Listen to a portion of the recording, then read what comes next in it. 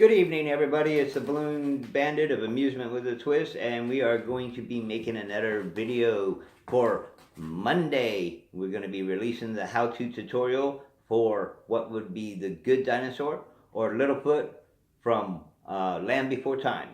So we will be making a long-necked dinosaur. Really simple and fast design, easy if you do kids parties and somebody says they want a dinosaur. Instead of just doing a T-Rex, you could do a long neck dinosaur. Really simple, easy.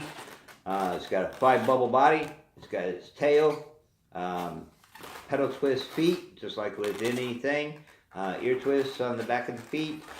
Ear twists on the front and back of the body to hold its conformity. A long neck, ear twist, pedal twist, and a 4-bubble lock twist. So we have 2 different colors, the green double bubble lock twist, white double bubble lock twist, and they're fed together. So if you would like to see how I made him, you can catch us on Monday.